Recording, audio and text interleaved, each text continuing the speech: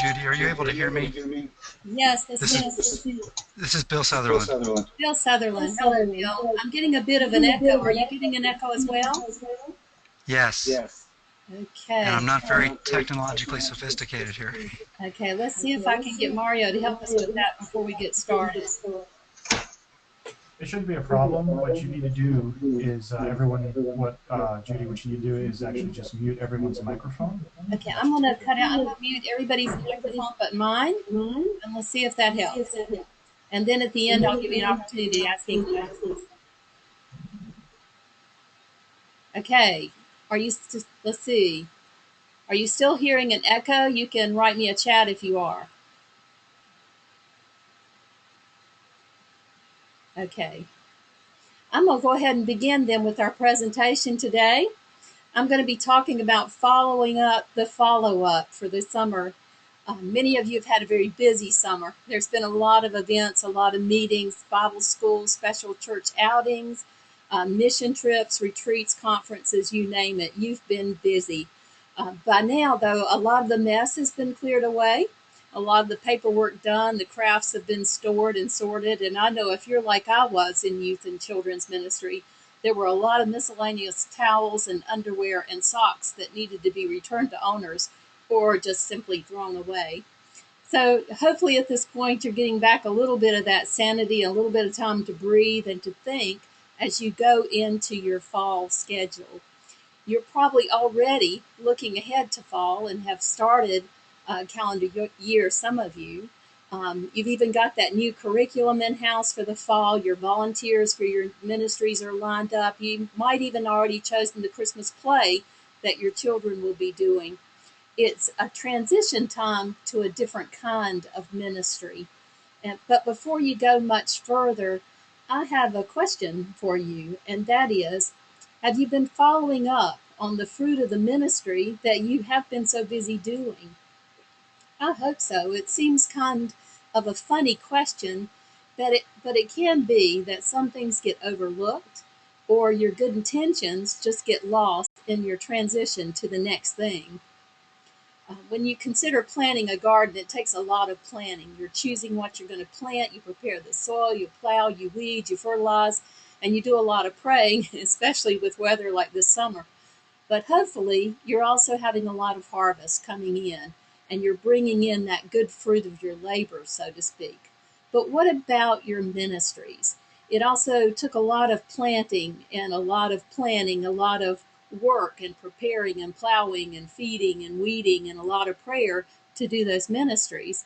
And in God's grace, there's been fruit for that too in the lives of your children, your youth, your volunteers, and your parents. And we also hope that we've seen a number of folks come to know Christ as their Savior this summer. Let's look at some of the things that your leadership team may want to consider to keep the group momentum going. If you've had a successful outreach or ministry this summer, it helps if you plan some transitional events that will connect your summer events to the fall so that there's not such a disconnect between what went on in the summer and what happens in the fall. For example, the last day of Bible school, it's great to have an invitation to a really cool reunion party. Plan to use the best music, the games, the skits from Bible school, create a slideshow of all the kids and what went on, and invite all the families to come back for that reunion day for the Bible school. You can also advertise the next event or the meeting that's coming up at your current meeting. Always keep your students or your youth looking forward to the next step. Keep them informed so you don't have that lag time and possibly lose their attention or fail to get back to them with that invitation. So invite those kids before the next meeting. I know that I don't have to tell you how important keeping good records is. You've kept good notes on a lot of things, like how the budget worked out, where all your money went, where you can get those really cool prizes and games, how many hot dogs you really need for 250 kids. But remember all those registration slips and permission slips and name tags? Did you keep good records of contact information as well? This can be so valuable to you and to other people in your church ministry. Have you shared the information that you gathered with, like, Sunday school teachers, the other leaders in your youth group, or significant folks in the lives of these kids as they come to your church or your ministry? Good communication is one of our most vital tools to keep momentum going. How are you going to maintain or keep building on those contacts you work so hard to establish, those relationships? This is a time to have a really good plan for how you're going to keep your communication going. And a second key to that good communication and keeping participation up is to keep the students' parents informed about what's coming up, when and where and why they need and want to be there.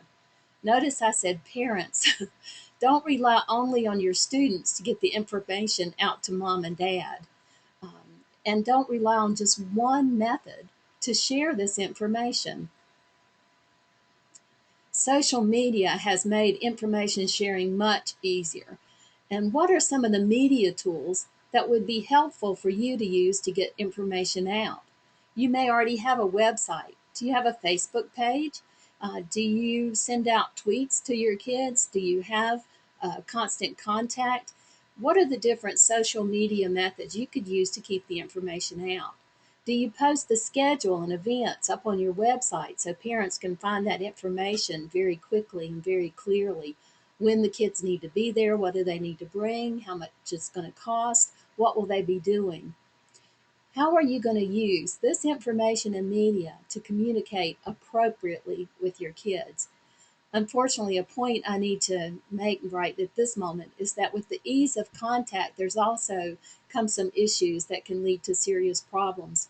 Be sure that you and your staff are very aware of appropriate contact guidelines with your students and keep all communication open to parents. Did you give the student and the parents your contact information? Did you give them the information of where to find a website or that there even is a Facebook page? And did you make them feel like it was a genuine offer you were making when you said, call me anytime you have a question? Though you want to be sensitive to not overwhelming new visitors or believers with information and invitations, don't let your fear of being obnoxious or being rejected keep you from responding to their need to be informed and invited. When someone is reluctant to accept an invitation to come, try to discern what may lie behind the reluctance. Could it be that that child or that youth is embarrassed to say that they need a ride, or that the money may be a hindrance to their coming to an outing? Prayerful discernment can also help you to know when to give an invitation and when to give them space to respond in God's timing. Another point of maintaining momentum is the area of transition from one stage or age group to another. Some of the big transitions are going into first grade, middle school, high school, and graduation. Who's transitioning in your groups?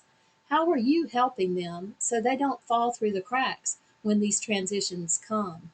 In Germany, it was amazing to watch the first day of school for kids. It was a huge deal. Parents were invited, families came, they had picnics. There was a whole day of programming just for them and about them. They got special gifts, and they were assigned an older student who helped them to get to know the school and to be their big buddy at different times in the school week or school calendar. Did you have a great elementary group, such as an after school club, and now some of those kids are moving into middle school? Plan an event to help them transition into middle school. Invite the older youth, but make sure that the younger kids are the focus so that they feel special and included and can make that transition. One group we often forget are the students that are leaving high school and going to college. Even more so, we forget the ones that aren't leaving, that are staying home and going to work in the local community or in the community school. Often they no longer feel like they should go to the youth group, but they may not know which group they belong to now, and there may not be a group that is including them as a young adult. Help them to stay and to make those connections by helping them to find the right group. Get them sponsored by an older class when they go off to school. Seniors are great at this, sending those boxes of cookies and just sending that occasional note, noticing when they come home from school or come home from college and just welcoming them. One of the other or more important areas is spiritual momentum. Many of you will have had some spiritually exciting, even life changing experiences in the summer. It was awesome. But now you may be wondering, how do you keep that spiritual momentum going? If they are coming off of a mountaintop type of a faith experience, there's usually a bit of a valley before the next one, especially as they're sidelined by getting back into the school year.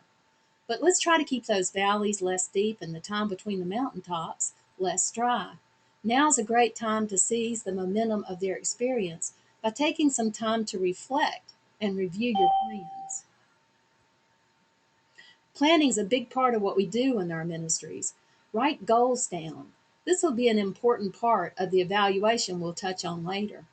In making those plans, consider 5 key areas of faith growth: the Word, being in the Word, worship, fellowship, service, and outreach or evangelism. It can be a good thing to share your plans with your kids or your youth and let them have some input. For younger children, you can guide them by giving them suggestions and choosing 1 or 2 areas where they can choose from some choices you've prepared. Maybe they will help to plan a special outreach event or a way that they can serve the church. Let the youth group set some goals and plan some events, and encourage them to think about the 5 areas of spiritual life that we just mentioned. This can be a part of taking ownership of their spiritual growth.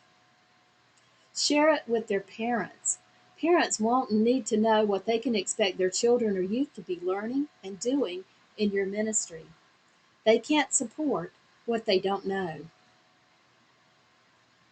Discipleship, evangelism, worship, ministry, and fellowship, key areas for your planning. As you consider the children and youth who are in your groups, try to have a clear idea of where they are in their spiritual journeys. When considering the students you had in your ministry this summer, you may find that they fit a couple of general descriptions that are helpful. One is those who have been in your group for a time and those who are new. The other is those who have a saving relationship with Jesus and those for whom we're still praying. Let's talk about those who are believers and established members of the group. Now is a good time to talk with them about setting some personal goals and challenges that will inspire them to grow this year. You may be surprised to see them set higher goals than you would. You don't want to squelch it, but you do want to help them to be realistic so they don't get discouraged. You also might want to have some resources to help them, like a Bible study book or a personal devotions, or help them to set some goals or challenges like catechism or memory work or keeping a prayer journal, reading through the Bible or just one book of the Bible. Maybe you want to help them to come up with some goals that are based on some of the other areas, like learning some more worship music or having a personal quiet time, helping to serve, or volunteering to help with the nursery or a children's group.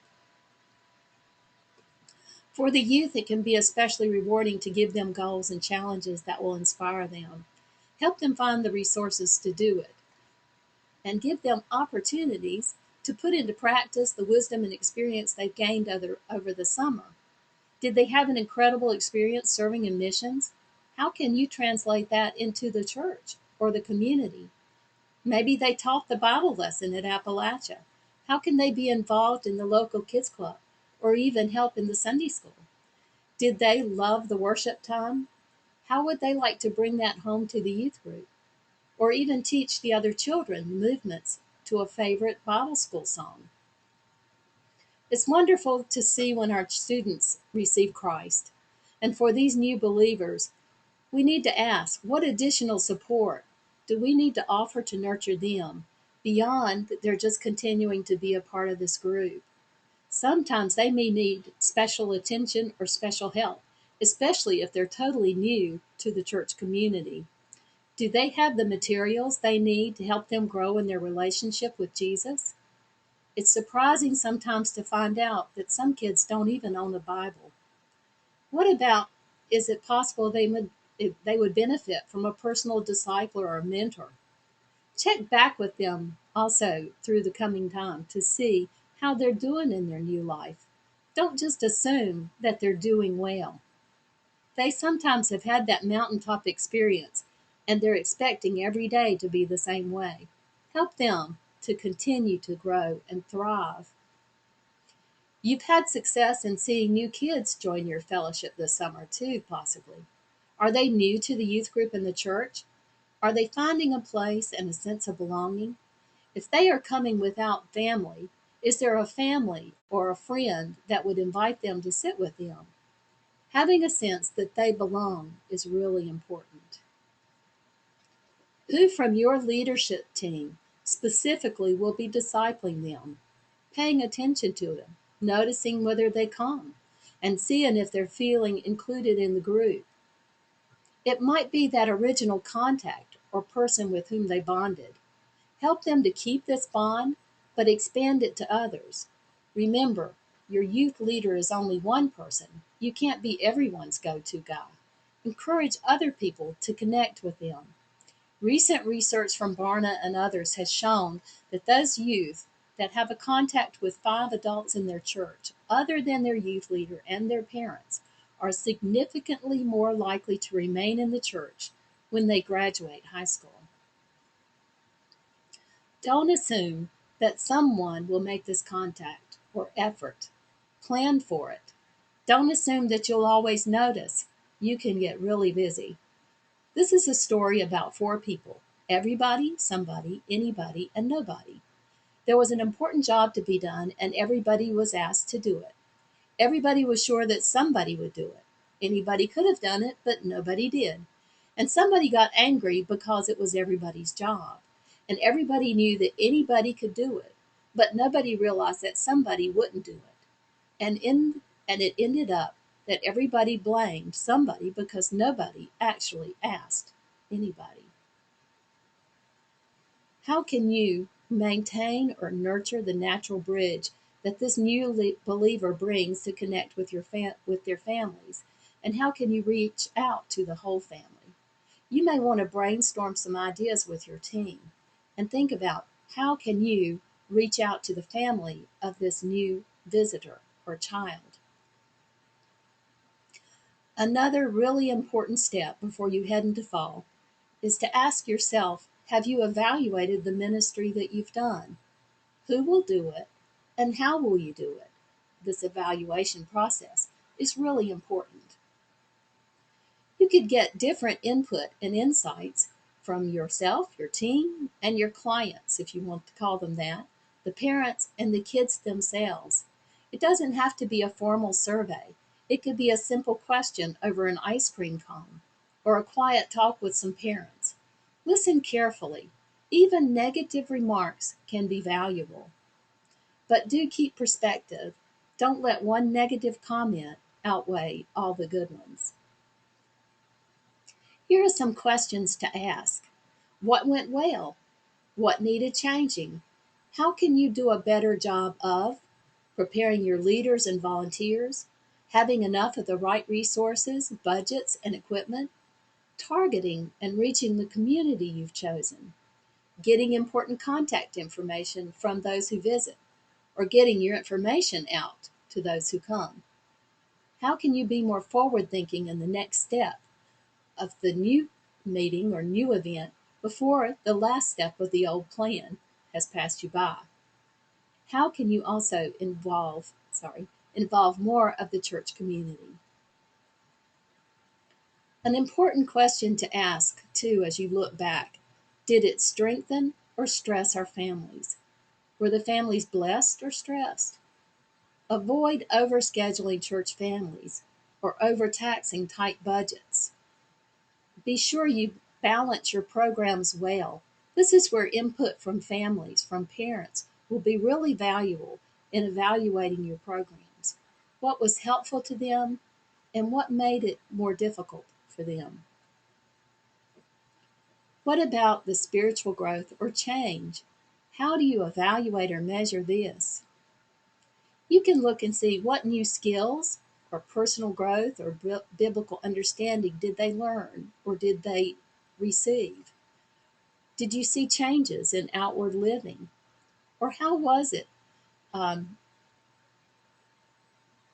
and how has it led your students to be more involved with ministry? How has it impacted their home life?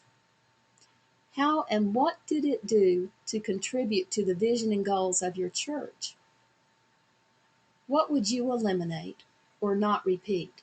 Sometimes that last question can also be a very important one. We too often do things simply because we've always done them or we've always done them that way.